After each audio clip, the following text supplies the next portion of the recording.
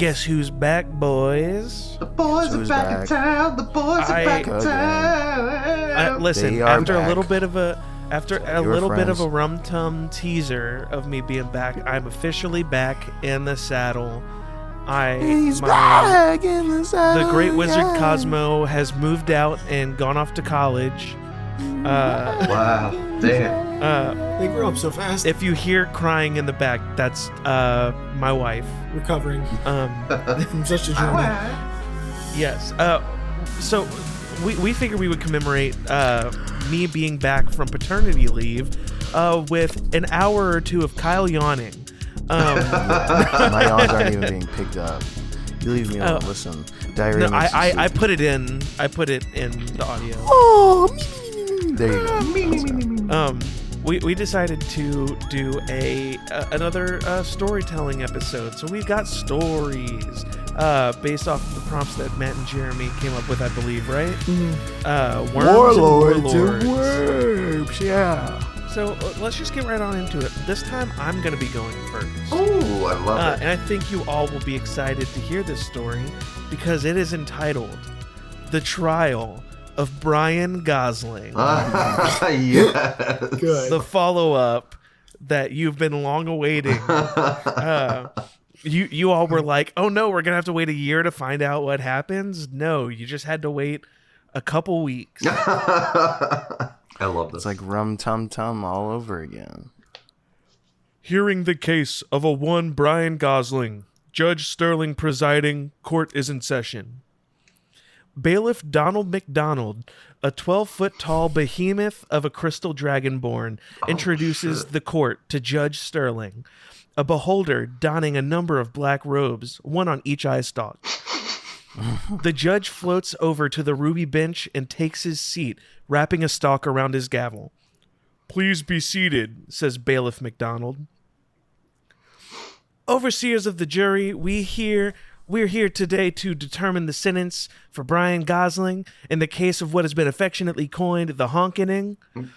Judge Sterling addresses the jury, filled with a number of colorful characters, each representing one of the 12 zones of oversight. Each of these zones maintain careful watch and maintenance over the 12 elements on which existence hangs: life, death, time, magic, spirituality, dreams, knowledge, observation, sustenance, language, entertainment, and that sweet kind bud. I like that you also put some zones in here. I think, a zone in mine as well. Judge Sterling nods to the defendant. Just in front of the judge's bench sits one table with two figures sitting uncomfortably. Brian Gosling, a small half-goose folk, half-changeling boy, sits in chains as his attorney, a lanky wood elf, stands to address the court. Yes, Your Honor.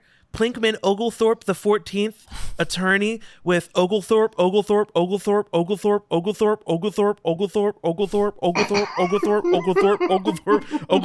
and Oglethorpe, attorneys at law, representing Brian Gosling. That's a good defense team. God damn. That's a good defense team. Please. I don't know how many Oglethorpes that was. I started losing It was 14. 14. Oh my god. God. What's funny is I wrote that and then immediately I practiced saying it out loud and I was like, I should have named him anything else because Oglethorpe 14 times in a row is rough. Hard to say. I love that so much. All right, and how do you plead? Keeping in mind that I see all and know all. Judge Sterling's eyes glow, illuminating spectral eyes all around the room as he says this. Not guilty? No, I'm just fucking with you. We know you did that shit. We're here to determine just how fucked you are. And the jury laughs as Plinkman and Brian grimace. Bailiff Donna McDonald, our witness. The bailiff snaps his fingers, and on the witness stand appears a red orc dressed in camo pants, a black turtleneck, and a green beret. Gruff N. Tumblestock, Lord of the War Zone. We appreciate you joining us, Lord Gruff. Perhaps you'd be willing to inform the jury of the events pertaining to our defendant, Brian Gosling? Of course, Your Honor. Ripples fade to black as we enter a flashback or something like that. Lord Gruff N. Tumblestock sits atop his throne of bone in his domain, the War Zone, Only he's different. He's covered in feathers and has a long neck and beak on the front of his face. In fact, everyone here does. Everyone everywhere does. Oh, The young boy Brian Gosling's wish rippled out across all the zones. No one was spared. It was kind of like in Cars, where even the bugs and shit were cars. That Merc Monk's paw was apparently one of the most powerful magic items in all of the extent. Oh my god. Even Gruff and Tumblestock, Lord of the War Zone, had succumbed to this feathery curse. After weeks of searching for answers, his crack team of investigators learned of a boy cursed to death by the 6 demons of the Zone of Dismay, and his Merc Monk's wish. Lord Gruff was quick to act, as he always was. He delegated a number of tasks to his cabinet. His investigators should search for the boy and find out what came of his other 2 wishes. His army should shore up its defenses, as his walls were weaker than ever. And his sorcerers would begin work on a portal to the Zone of Dismay. Perhaps these demons can provide some sort of answers or assistance. Lord Gruff's army was challenged, as it always was, a constant onslaught of adversaries striving for the throne. Despite their feathery disadvantage, the palatial walls held, mostly considering that the attackers happened to also be geese. Long may Lord Gruff and Tumble reign. And that's N is the middle initial. Mm-hmm. Is it an apostrophe or N period? N period. His middle name is Norbit. Oh. I just came up with that. That might be it. You know what? That's it now. It's canon. It's canon. After a few days of hard work, the royal sorcerers managed to conjure a portal that would grant passage into the Zone of Dismay. This was a great victory for the royal cabinet, as interzonal travel is a new venture for Lord Gruff's people. After some quick preparation, he and a small team of sorcerers and warriors ventured through the portal in search for answers. They journeyed through the fiery expanse of the Zone of Dismay and soon arrived at the gates of the Demon Council. They pleaded their case to the now Goose Secretary, who granted them audience to the council. Unfortunately, the 6 demons of the Zone of Dismay, temporarily referred to as the 6 geese of the Zone of Goosemay, informed Lord Gruff that they did not in fact have anything to do with whatever curse this boy had claimed.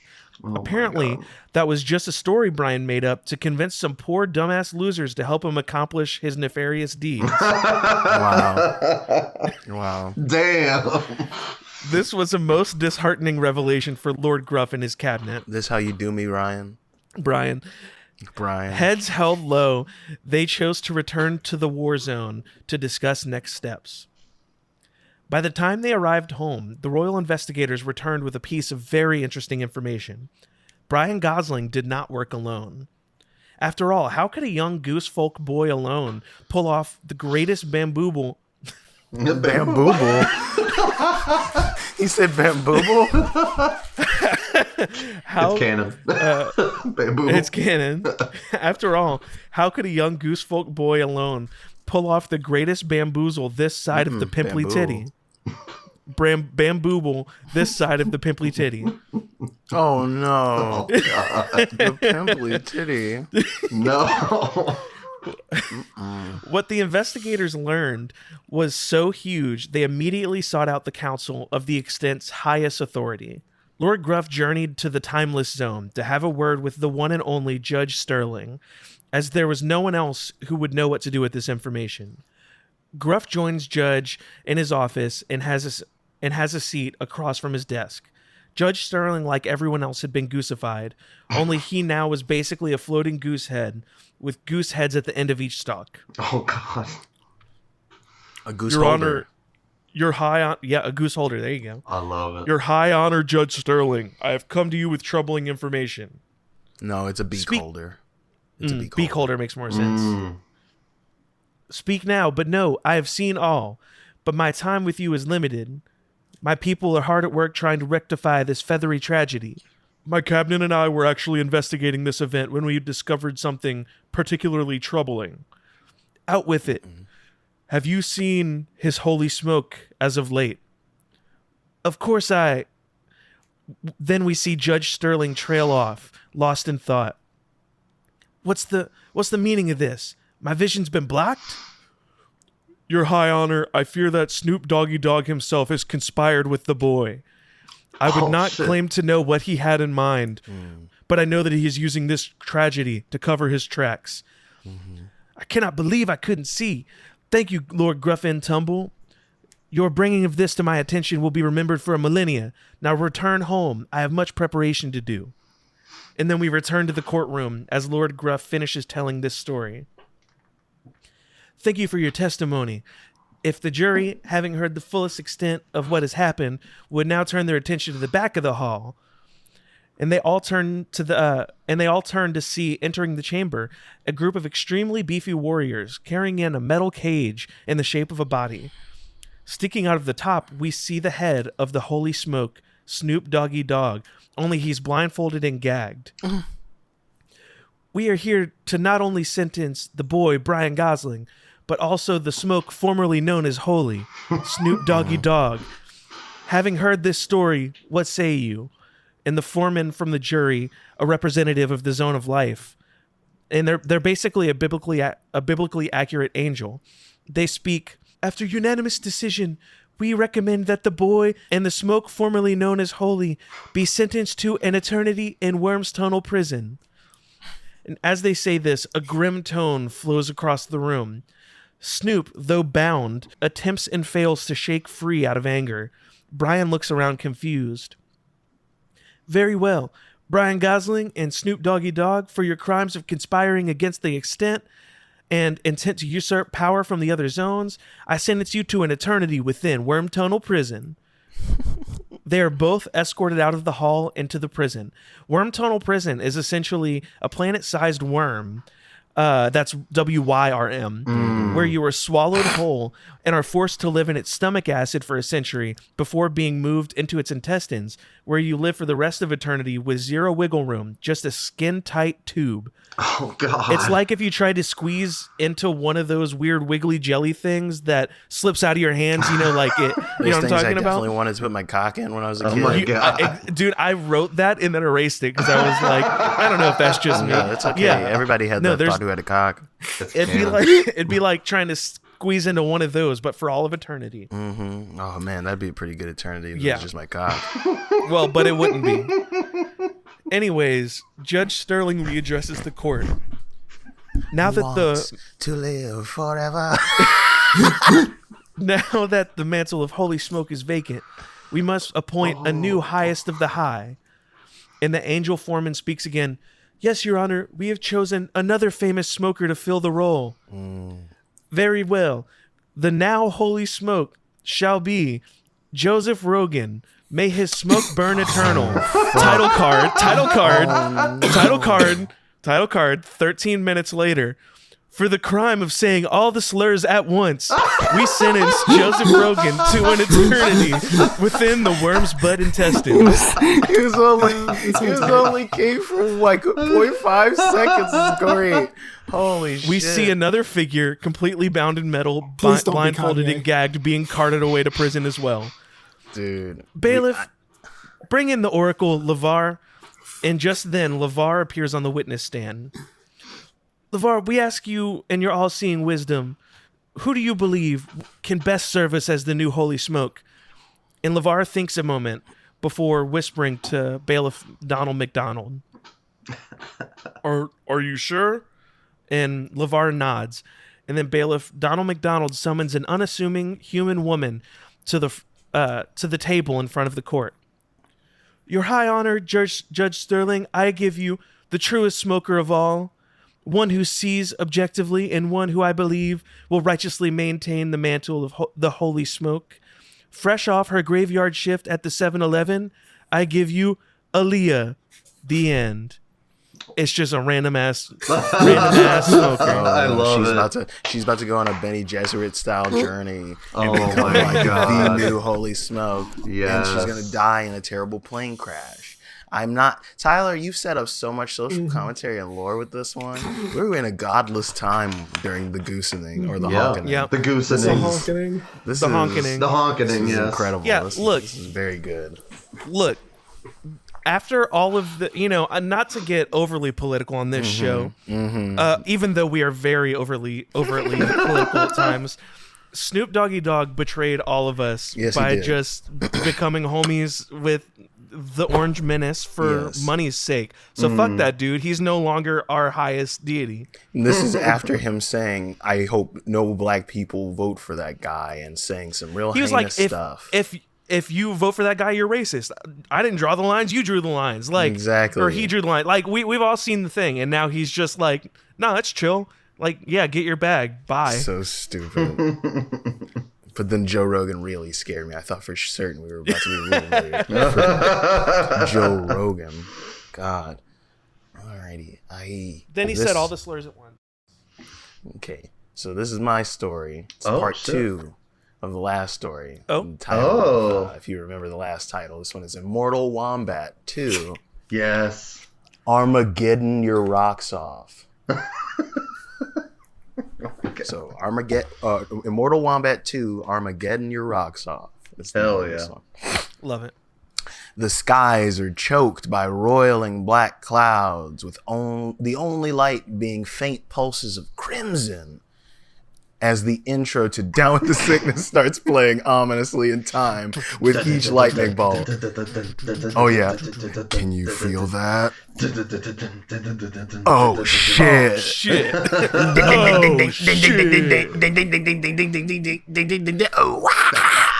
As that happens, Karate Wizard's eyes shoot open, and we hear a dank orchestral rock version of Down with the Sickness go into full swing. Yes. Sick. The wizard stood to his feet as he saw what he had feared.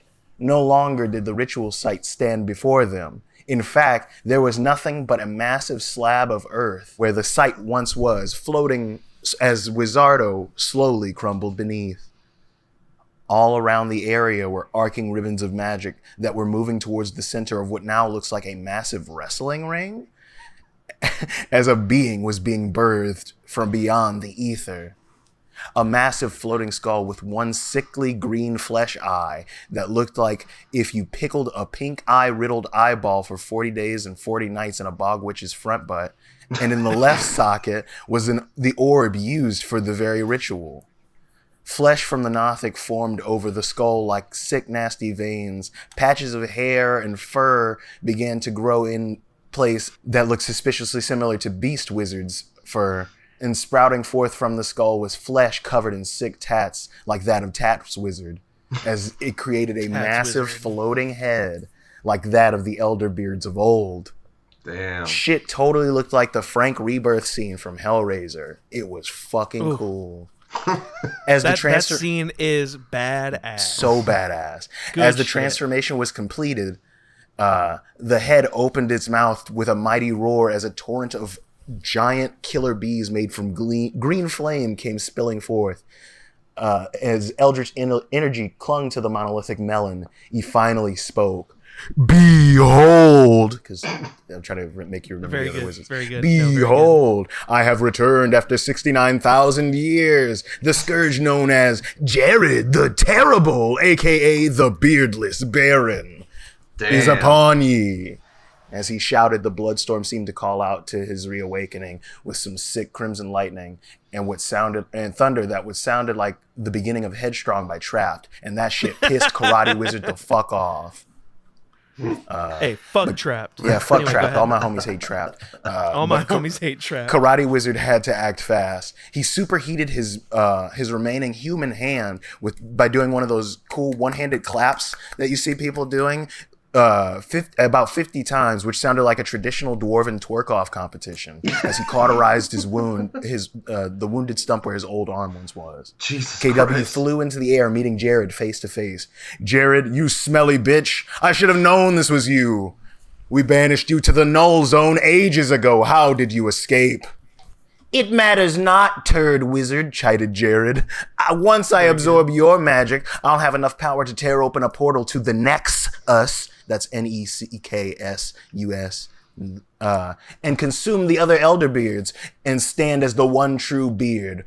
Capulus coli infinitum, which is Latin for neckbeard infinite. Oh my God, no. He said as a nasty third eye opened on his massive 5 head with a wet slurp, and cool blue energy and souls began to rush into that eye. Karate Wizard flexed hard as red and orange energy began to swirl about his body. His hair grew into a sick pompadour/mullet combo and went from a sexy salt and pepper to a cool mint green. His eyes turned white as the energy around him coalesced into a cool, burning magic arm where his old arm once was. Fool, I have more power in my third eye and my second one eye than you do in your entire wizard body. You can't possibly defeat me, said Jared as he screamed with a mocking snort. Karate Wizard juiced off his own muscles, mana, and determination, just raised an eyebrow with a cool guy smirk as he says, "Oh, I'm not trying to defeat you, Jared." He said, looking down as the fiery energy of his hands shot into the air. "I'm trying to fuck you dead." Oh shit, goddamn. A red bolt of crimson lightning struck his new energy arm, causing it to grow and swell 30 times larger, the red lightning remaining and move through the arm like big veins, like seeing another person's hard dick in real life for the first time. God damn. Holy It was sexy. fuck. It was sexy and scary. Karate Wizard gave a thumbs up with his That meat is sexy hand. and scary. Exactly, dude. That's honestly like an incredible the best description. analogy. Dude, That's think about so it. Good. It's like eating a Snickers very upside down good. just because you wanted to feel the veins. It's hold on a honestly second. even more perfect for me because my dick on the top has 2 rectangular edges. Exactly. Oh, shit. Just like a Snickers. He gave a thumbs up from his flesh arm and plunged the thumb into his chest, sending an arc of green orc blood spraying through the air as he cried out, "Wizard finishing move. Sacrificial sorcerer's bloodline technique 80085. Hendrix wave." I walk right up to a mountain. Chop it down with the edge of my hand. He brought his massive energy hand down towards Jarrett's malformed cranium, just as Jarrett screamed out, "Eat a billion moldy clits in a bag of shit, you fuckbutt loser." Necroarts! Holy shit. Necroarts forbidden as fuck series. Soul breaker beam. As he shouted this, sending a humming, sickly blue beam of screaming soul energy towards the orc. The two moves clashed, and the sky was lit up with colors like a blacklight poster on the ceiling of your plug from college that makes you want to hang out just a little bit longer until you notice that every sitting surface is definitely covered in cum, so you leave. The two wizards were going crazy. Karate Wizard used his beef-tastic magic arm to fire each finger off at Jared like magic missiles. Jared dodged, sending a tidal wave of animal bones, fur, and roadkill towards the Karate Wizard that formed into a massive fist, pinning KW into the mountain, causing his magic arm to vanish. KW was looking pea-boned. "I am the only true salvation for Wizardo," Jared screamed. "Submit to me and your death shall be swift." He said with his Garrett Bobby Ferguson-ass head slowly floating towards this guy. His breath smelled like a combination of how public bathrooms can be hot with poop stink and blue cheese. Oh, God. That's so funny that you would bring up Garrett Bobby Ferguson because while you were away just now, the two of them just did rock, paper, scissors to see who would tell the last story. And it literally was like that episode of Regular Show. They did this. They threw the same thing like 12 times in a row. It was That's crazy. hilarious. Thank KW, you for being so dumb. upon smelling this breath, KW grimaced before laughing. And he's like, "You really think you can beat one of the founding Wiz Warlords? Look around you, dumbass," he said as Jared's third eye and our view is taken to green sigils made from orc blood surrounding the two of them. "If I lose, then we both lose. If I lose, then so shall you," he said as the sigils began to glow with the same crimson hue as the storm that surrounded the two mages. As Karate Wizard's eyes rolled to the back of his head and his voice became otherworldly. "With these words I invoke thee. Bind our souls to ice this fool. This one's for the lovers. If you're out there, let me hear you say, yeah, yeah, yeah, yeah," he says as discordant voices from all corners of Wizardo seem to cry back in response. "Yeah, yeah, yeah, yeah." Forbidden spell number 7, blood magic. I summon Dusty Rhodes, the bloodworm. Yes.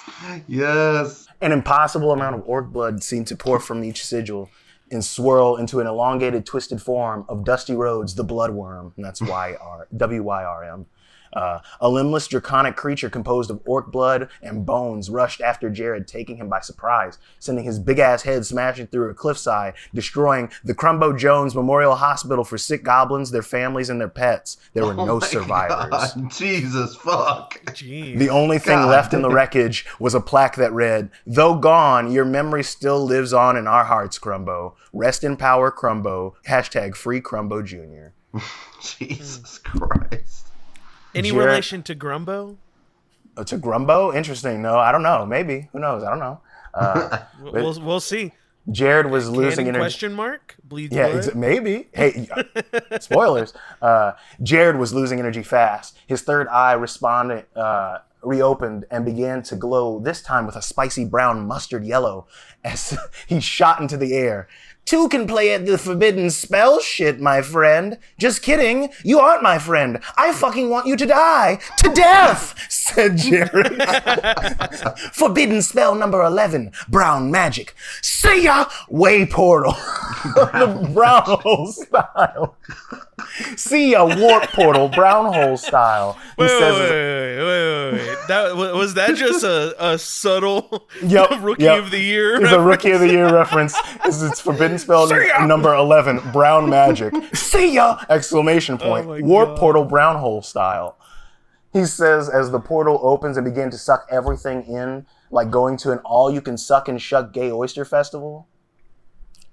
Honestly, what the fuck does that even mean? kind of party. Honestly, what the fuck does that even mean? Are the oysters gay? Are we to assume that everyone at this festival is getting sucked off? I don't know. It just seems like a bit of a confusing event. Anyway, this portal tore apart Dusty and sucked his nasty little blood bot into God knows where, and was slowly drawing in KW. He tried desperately to find purchase on some stones, but was not successful. As he began to fall towards the portal, Jared laughed maniacally. "I can't send you to the null zone, but I can send you to the future. My future, where you'll see my greatness. You'll all see." Before passing through the threshold of the portal's gaping wet bussy, God damn. KW did some sick-ass hand signs and drew a flaming rune in the air in front of him. "I sure hope this works," he said before punching his hand through the rune, and a similar rune appeared in front of Jared's third eye as an orc fist punched the shit out of him. As he punches through the portal, right in his stupid fucking eye, he says, "That's how you portal, you Easter Island head fuck." The punch caused a disturbance in the spell and the portal went rogue. It stretched and moved really fast and unexpectedly, like ragdoll physics in the Bethesda game. Before taking KW in. In the distortion, he grabbed a hold of Jared's third eye. As he did, it was pulled from his face before they both vanished. The last thing we hear is the pained howls of Jared as KW is blasted somewhere or somewhen. To be continued. Question mark. But the dot is an Continued again. question mark. But the dot is an eyeball and it blinks. Cries blood. That's so good, Kyle. Jesus That was Christ. great. Got a little samurai jack at the end The subtle references, the subtle jokes, The very pussy. good. Very, very Yeah, I tried. well written. I feel like my first go around, I was like not embarrassed, but I wasn't trying to be as like stupid. As over the top. Yeah, and like Stupid, really yeah. just ridiculous. So this go around, I was like, "Fuck it, take the chains off." Luckily, last time I made a fool of myself enough that you were probably like, "Oh yeah, I guess I can be." No. But still, we should all in these stories we should all have the open and honesty of just being able to make a dick and butt joke, and that's For sure. that's the premise of it. It's a dick and butt joke. Like I don't know if you heard in my the energy of this show is just you can tell whatever story you want to tell. In one tell of- it how you want to tell it. Exactly. In one of Karate Wizard's spells during the sacrificial sorcerer bloodline technique, he just has a boobs joke in there. 80085. type I that didn't into even pick up that. I didn't pick it up. type either. that into a That's so calculator. good. You tell me what that says. Dude, but yeah, no, that was Immortal Wombat too. So we got one more left. The Samurai Jack energy was strong with the way I ended this. I was like, I want him to go to another timeline where it's fucked. And it's gonna be great, but I don't know. Is KW gonna be the main guy in this next one? Who knows? Who knows? Damn. But yeah, no. Wizardo basically has fallen in this episode, which I don't know if y'all noticed that, but There's no more Wizard World. It was destroyed by fucking Jared. God damn it, Jared. My story is called High Fantasy.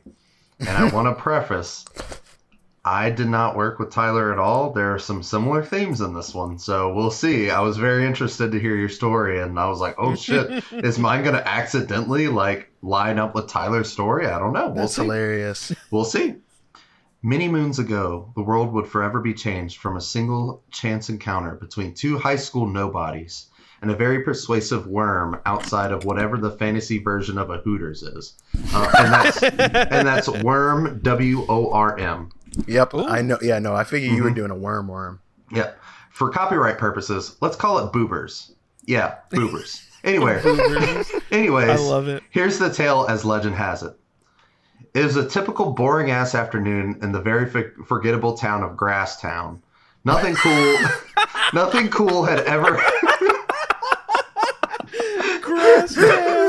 Nothing cool had ever happened there. Nothing cool had ever happened there, so everyone that lived there knows it's just the worst. This was no exception for two of the town's local high schoolers, Jeff and Larry. Jeff and Larry were two longtime best buds. They had been friends for as long as either of them could remember. Jeff was a lanky kid with messy hair and glasses that barely hid his many freckles. He often could be seen wearing skinny jeans and a baggy hooded tunic. Just think fantasy emo kid, and you're probably not too far off. I was just picturing fantasy Timmy Chalamet. Hey, that could be him. Larry, on the other hand, had a little more muscle to his build, with longer, dark hair pulled into a cool man bun. Even though they were the same age, Larry had put in some solid work into growing a fairly respectable Van Dyke beard. It wasn't the most impressive thing ever, but for a 17-year-old, that shit looked pretty fire. You go, Larry. Anyways, even though these two edgy-looking teens looked pretty cool as fuck, nobody cared because this town sucked.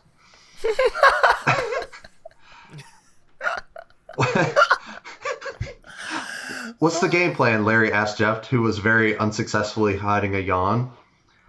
I don't fucking know. Not like there's anything new to do in this shitty town, Jeff replied. Maybe we can hit up Boobers for another afternoon snack, Larry suggested. I'm obsessed with Boobers in Grasstown. Just wait. Grasstown. Just wait. Awesome. Grasstown made me. Just wait. It's so funny. We can see. All right, so I'm gonna start that. We can hit up Boobers for an afternoon snack, Larry suggested. We could see some sweet maiden hangers and fuel up our brains to figure out what to do next. Larry was the more optimistic of the two. Maybe it was just the sweet stash. Who could really say? Jeff let out a long sigh. I guess if I had to be bored, I'd at least want to do it with some food in my mouth and some nasty naturals all up in my grill. That's canon. If you couldn't tell, Jeff and Larry were definitely virgins. No judgments, of course, just an observation. Of course. Just an observation. Just an observation. It's those classic Grasstown observations. Yeah. The two made their way to the Tit-tacular Tavern. After only a brief walk, they had arrived at their destination.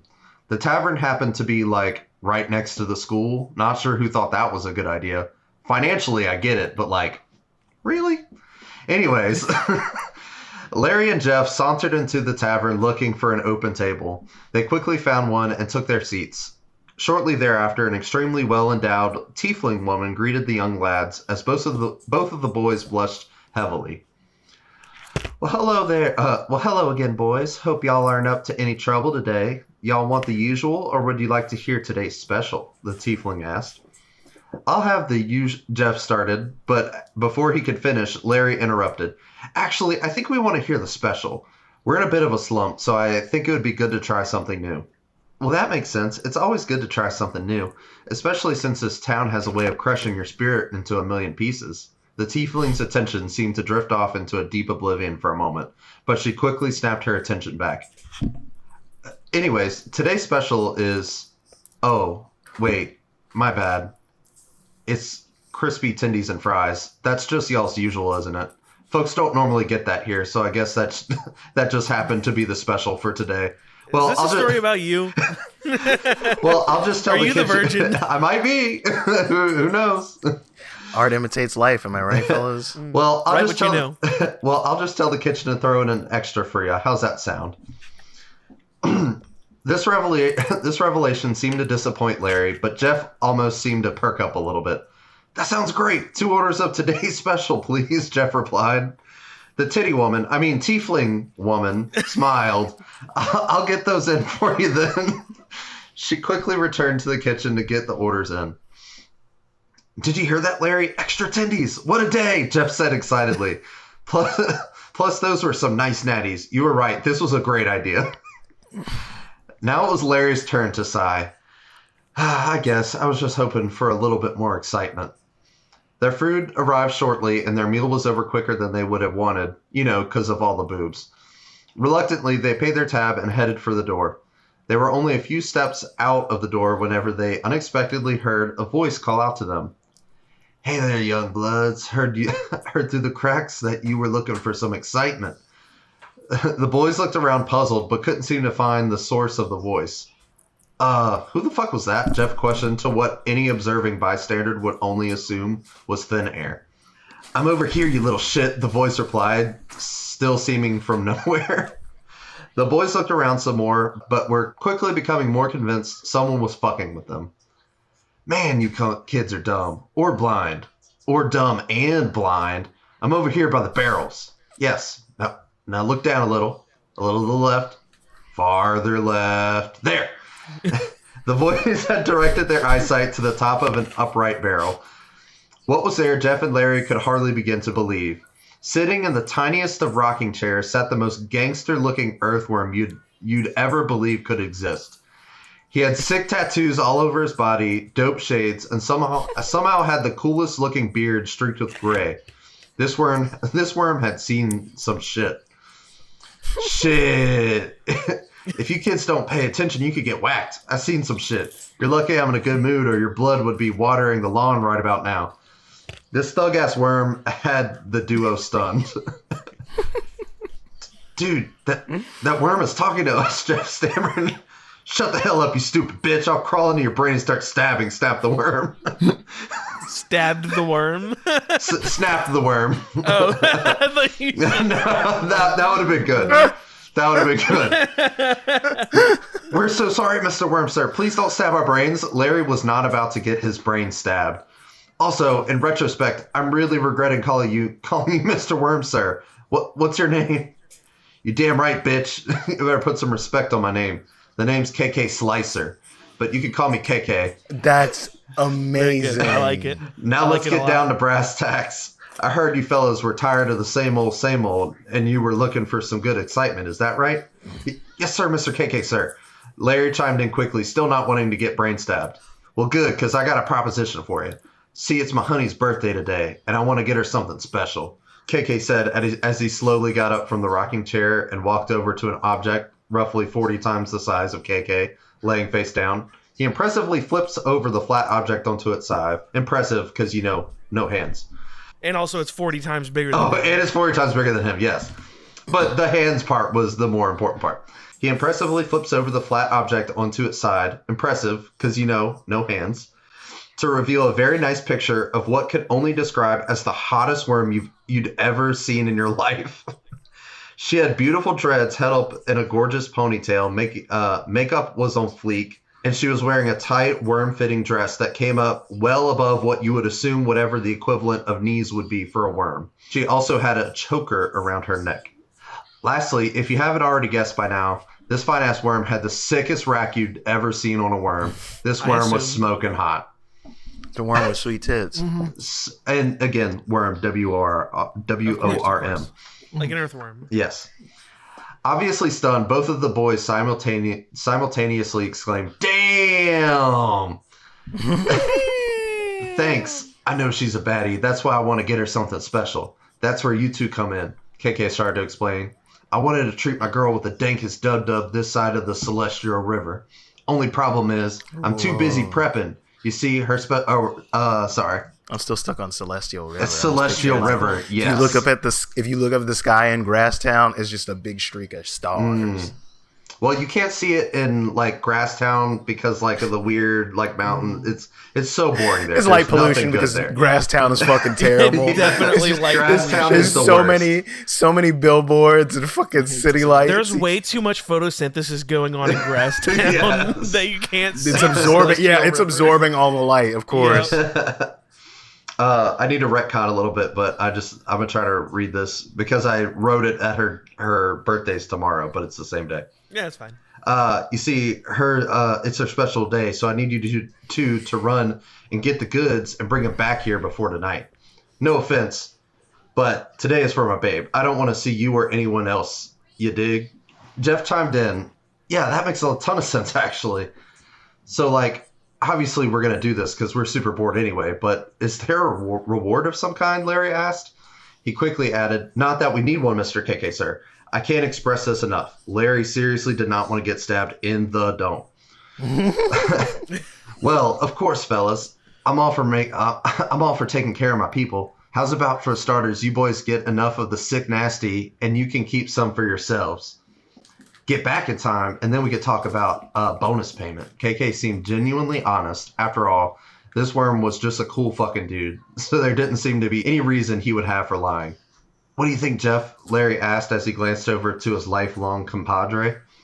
Jeff looked over to Larry, then over to KK, tried to make a quick glance back to those sweet knockers, then back to Larry again. I'm in!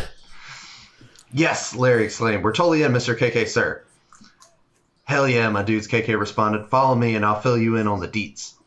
KK provided the boys with a map to their destination, and before long, the two new adventurers were on their way. Excitement and jubilation overflowed from the duo as they walked down the long, straight path leading east of Grasstown, allowing the boys to make great time. The more distance they put behind them, the more the landscape seemed to change. Repetitive and monotonous surroundings quickly began to liven up the further the boys got. Perhaps the cure to their boredom was to, like, maybe just take a trip. Who could say? Dude, do you think we're going to have any issues getting the goods for KK? Jeff asked his bestie. I kind of hope so, replied Larry with a sly smile. Jeff returned the smile. I'm sort of hoping so, too. It'd be cool if we got to, like, get in a fight or undergo a cool trial. Either way, I'm so stoked. After about another hour of travel, they had finally reached their destination. True to the map given to them, Jeff and Larry spotted the marker they were looking for. Lucky for them, it was pretty obvious. A massive rock head depicting the widely revered deity, Snoop, sat just outside of a cave, which was positioned somewhat off the trail. Not anymore. Not anymore. Damn, that took like no time at all, commented Larry. Should we take a break before we head in, or do you think we should just wing it? I say we wing it. What's the worst that could happen, Jeff answered. Oozing with confidence, the boys entered the mouth of the cave. Several triggered traps and close calls later, the boys both sat hunching over, huffing and puffing on top of a series of rocks. Fuck, man. How was I supposed to know the ring was supposed to go in the bull's nose? It's not like we learned about this shit in school, Jeff said, very visibly frustrated. Yeah, but like... I could have died fighting off those skeletons, and you're sitting there telling me you couldn't figure out that the lone ring sitting in the center of the room needed to go into the bull statue that was attached to the only thing that looked like a door in the entire room? All right. Dude, all right. At this point, I'm going to try to find that audio and post it. I'm going to post it if I can find it, I'm going to post it as a bonus episode. I'm going to post all of the Sad High Five episodes as bonus episodes of this podcast. That's hilarious. If I can find them, because like I don't want everyone to think I'm just at that this point, stupid. At this fucking point, that joke, I don't even care about the fact that I was correct or wrong or whatever. Man, I'm tired of hearing about the door knocker puzzle. I don't care, dude. You didn't know it? Big fucking deal. Doors don't exist in my world now. Like, holy shit, dude. I'm over it. It's so fun. So funny. It's so fun. No, it's hilarious. Right. It's very hilarious. It is very Very, very Damn. great joke, man. Very, very, very good. I'm not mad. I'm just a little disappointed is all. Larry was also visibly frustrated, albeit less so than Jeff. Whatever, dude. I got there eventually. It's not like I wanted to almost get you killed, Jeff replied, a single tear falling from one of his cheeks. Larry seemed to notice this, almost as if he had rolled really well on a perception check. I'm sorry, man. I didn't mean to get Reference D&D in a fantasy. Yeah. Yes. I'm sorry, man. I didn't mean to get upset. Let's just catch our breath. Like, would they even and know? regroup. They wouldn't know. They wouldn't know. I'm sorry, man. I didn't mean to get upset. Let's just catch our breath and regroup. Then we can finish this quest and forget about it by smoking a ton of weed. Sound good? Yeah, sounds good. This seemed to cheer Jeff up a bit. They had great communication in their relationship. The boys rested for a bit longer on their rocks before continuing on their path. Before long, the boys could see a bright light emanating from the end of the tunnel. Seeing this seeming beacon of hope, the boys sprinted towards the light. As they got closer, the light seemed to get bigger and bigger. Before they knew it, Jeff and Larry crossed the threshold in one final blinding light. The boys began to survey the room as their eyes adjusted. Slowly, they began to make out the shapes of small plants with star-shaped leaves growing throughout the entire room. As their eyesight fully transitioned, they could see these plants were everywhere and came in a multitude of varying colors and sizes. The source of the bright light also became apparent as they could now see that hovering orbs of light slowly drifted across the entirety of the room, emitting a low warmth. Holy smokes, the boys said in unison. They did it. They said the thing. Hey, man, like, what in the hell do you think you're doing here? Just then, a small upright barrel on wheels rolled up to Jeff and Larry. Sitting atop the barrel was, you guessed it, another worm. Another worm? Another worm. Oh, my God. This worm had long, groovy hair, tinted circle shades, and a sick vest. The back read, I'm too high for this shit. If you kids don't scram, I'm going to have to, like, kick you out myself or something. So, sorry to interrupt, sir. We were sent here on a mission to... But before Larry could finish, he was interrupted. Yeah, man, I'm sure you've got a well-rehearsed story as to why you're here, but, like, I'm totally sick of you kids coming in here all the time with these wacky and crazy stories. Like this one time, a kid said that he needed some puff since he was dying soon. Turns out he was actually, like, a goose from space. Oh, he just said that to get in... It turns out he was actually like a goose from space, and he just said that to get in the door. So, like, y'all just need to leave, all right? Okay, but sir, like Larry was trying to say, we're just here to grab some... Jeff was also cut short by this worm, who was not having it. Man, you kids are, like, really bumming me out. If you don't leave now, I'm going to get my friend to rough you kids up. See, me and him go way back. All the way back to the Hell Wars. He was a warlord. The Worm Lord Wraith, we used to call him. Got a reputation for stabbing folks in their dome, man. Yeah, you know, crazy thing back then was... The worm continued to speak, seemingly barely paying attention to the boys, as he continued to reminisce of his old war days. This continued on for several more minutes before the worm finally seemed to remember the boys were still in the room with him. Oh, wait, so, like, what was it y'all were here for again? He definitely had already forgotten that he was trying to kick them out.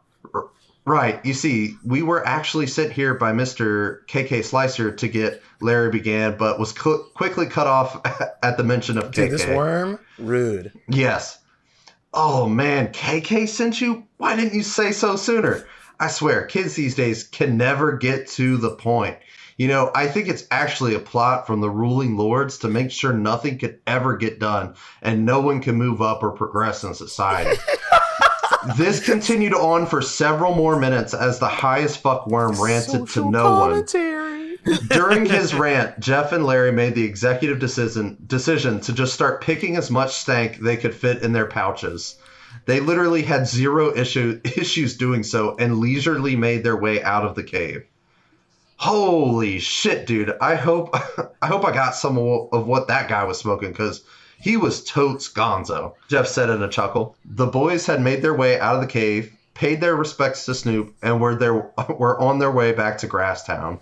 Larry laughed in turn and added, yeah, like I'm sure he's a cool dude normally, but there's no way we were going to get back in time with him forgetting we were even there every 5 seconds. Jeff and Larry made their way back in high spirits, laughing and joking the whole way home. Making great time, it wasn't long before the boys had boobers in their sight. They quickly hurried to the spot that they had met KK. As the boys drew closer, their gleeful demeanors quickly turned to panic as one KK slicer, blood splattered all over the top of the barrel, lay motionless and face down. Oh. No! Shouted Jeff. Larry carefully rolled KK onto his wormy back, and suddenly his eyes opened. Boys, is that you? KK could barely get the words out through his strained and weak wheezing. KK, who did this to you? What happened? Larry said, tears welling up in his eyes. Jeff was already fully sobbing. You have to promise me, please, smoke the weed. Powers gained. Kill Worm Satan. Worm Satan. Tell my Worm girl Satan. I'm sorry. The last bit of life left KK as he breathed out his last words. Oh my God. To be continued. Oh, damn.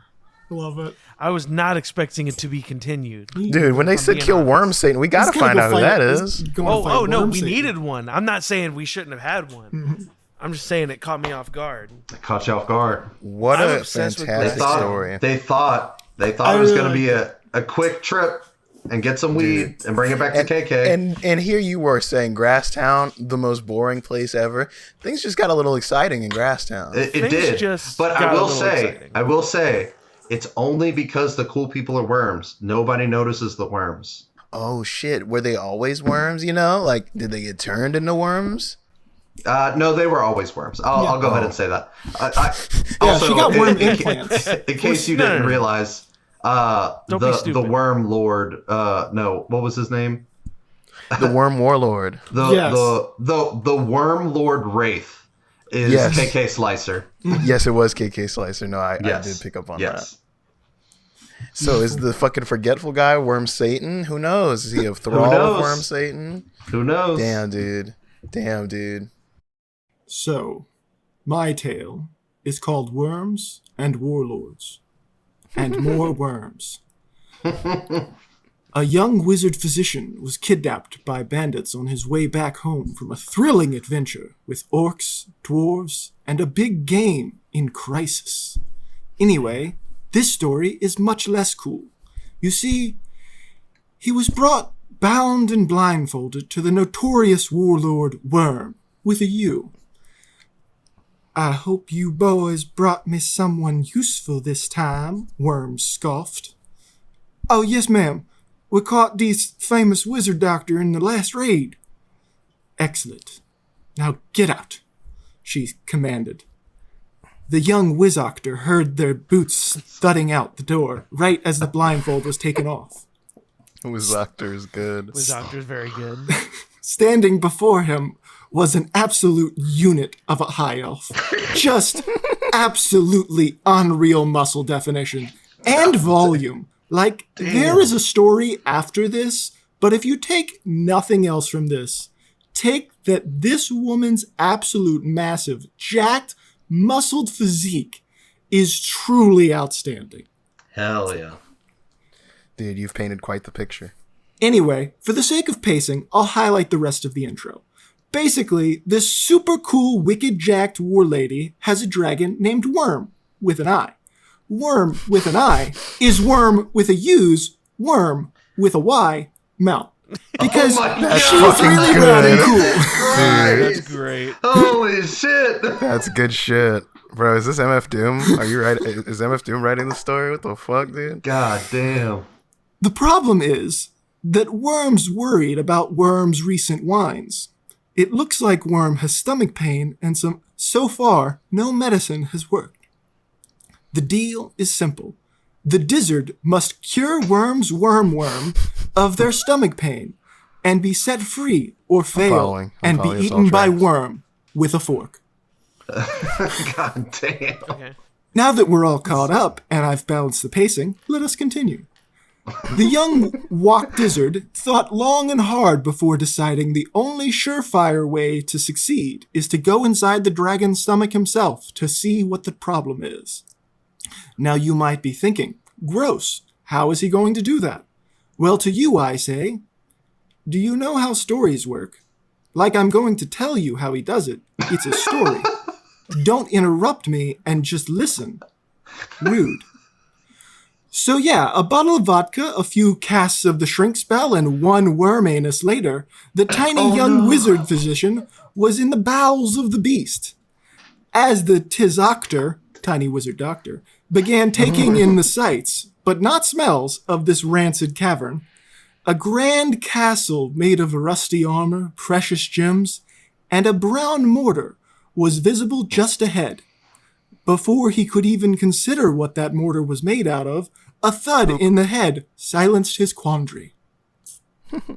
So he got kidnapped, shrunk down, and now he's getting kidnapped again inside this worm. That's fucking nuts, Wormception. I hope you boys brought me someone useful this time. Someone scoffed. Oh, yes, sir. We caught this normal-sized human near the bright beyond. Excellent. Now get out, he commanded.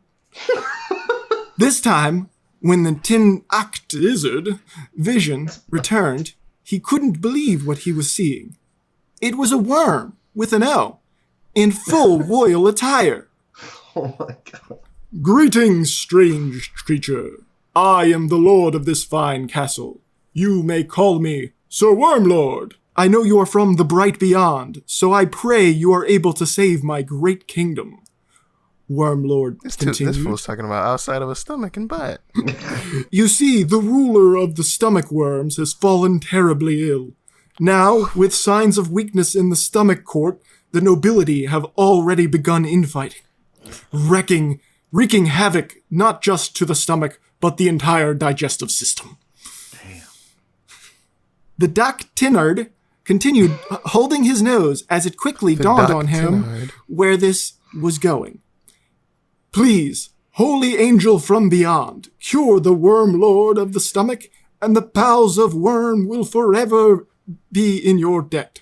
With a sigh of acceptance, a nod, the adventure continued.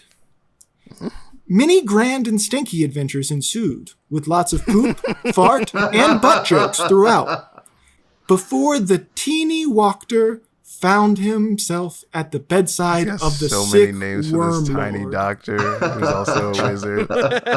Teeny Walker is fucking good. Please, Anus Angel, cure our great lord and end this war. First, please stop calling me that.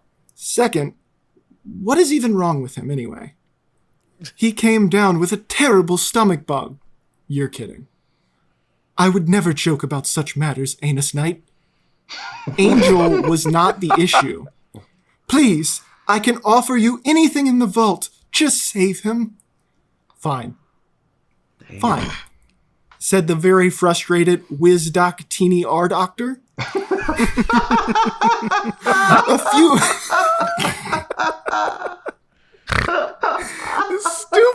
It's the dumbest joke in the whole thing. I love and it. I love know it, it's going to happen the entire It's so time. funny. a few... God damn it. A few more bottles of vodka and many more casts of the shrink spell later, the very teeny Dizartor was once again in the bowels of a new kind of worm. This digestive system looked even more alien and gross because it's a worm. As the main character pun name here was getting his bearings, he was approached by the worm. He was approached by the worm, like the dragon kind again, dressed as a humble villager. Oh, great being from the butt below, save my wife from her terrible constipation before it kills her. Nope, screamed the butt angel as he dispelled all the shrink spells. From outside the worm with an I, Worm with a U heard a fierce rumble from her pets behind. With a hack and a cough, the now full-size wizard doctor came out of the mouth of Worm along with bits and pieces of the once great Tummy Tower. Did you do it? Worm the Muscle Mommy asked. I truly don't know, and no longer care. Kill me, or don't, but I'm leaving. The deeply gross-smelling, vomit-covered, poopy dizzard announced.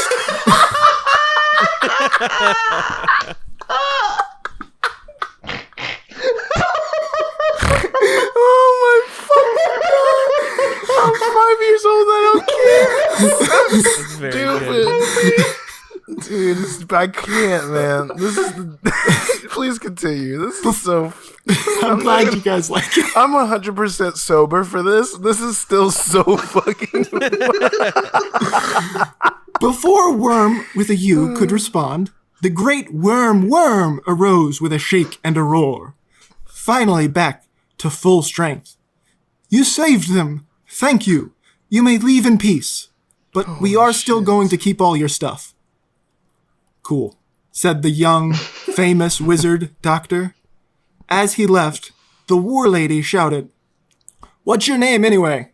We can't give me a name this close to the end of the story.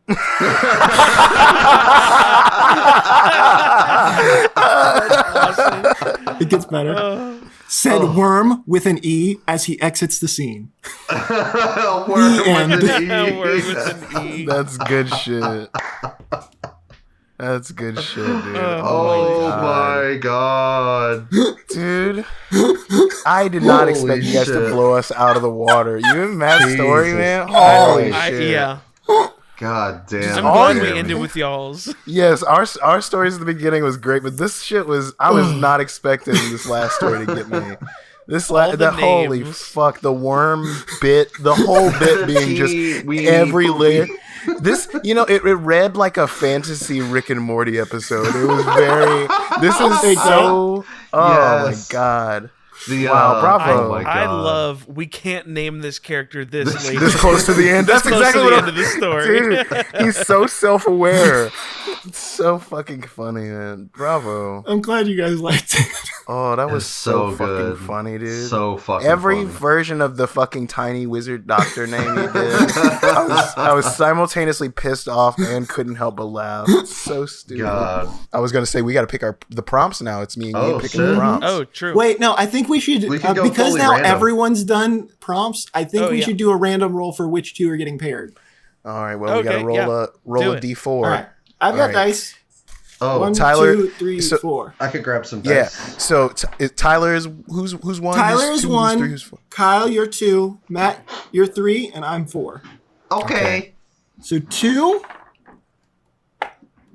and 4. Okay. Ooh. So me and That was Kyle. me and Jeremy. Alright. Dang.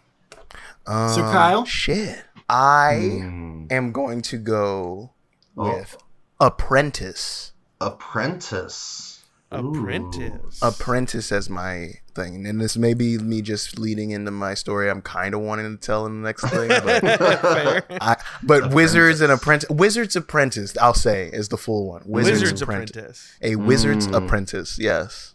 Wizard's Apprentice is my prompt. Jeremy?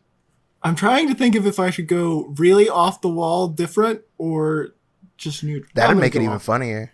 I say go off the wall. Yeah, dude, it doesn't have to be in a theme particular. There's clearly a young aspiring wizard is one of the things. I want to do alliteration. Because we've done alliteration every other time, haven't So we? apprentice and something with an What A. was the first time? I don't remember. We had Wyrms and Warlords. We had First one was Lost Civilizations and It wasn't alliteration. It was Lost Civilizations and Proposals. Proposals. Yeah. Oh, I got one. Tea time. Okay. Okay. Tea Time Wizards Apprentices and Tea Time. and Tea Time. Is that open to interpretation? Yes, as Oh, yeah. TEE? I specifically, Dude, there are the multiple fact- things yeah. that tea time can mean. I know Gotcha. people are immediately thinking golf. People are I immediately want to. thinking a True. tea I party. didn't even think golf, but that's good. My first thought it was golf, so now I've got to come up with a fucking golf story. Yes. I want to start. Speaking of this, I want to start doing these once a quarter. I think okay. is where I'm at. So about it's it. February. Let's plan to do this episode in like May. Okay. I'm about it. So we got time. Prep stories, write them. I will write it. And if we want to do them more tomorrow. often, that's great. But I'm gonna go ahead and say we're about to jump back into Wanderful proper. It's Okay, been a good. few months. I'm Yeah. ready. We're barreling towards the end of this story. I'm in. I'm ready to go. I'm pumped. I'm excited. Apprentice and tea time. Interesting. Pump, I'm so pump it up. my brain's everywhere with this idea. I'm very excited. I like it. Tune in. We'll let you know when that's coming, or we'll just surprise drop it. Who knows? You didn't see this one coming. Exactly. Dun, dun, dun, Bye. dun, dun, dun. Who's on Worm?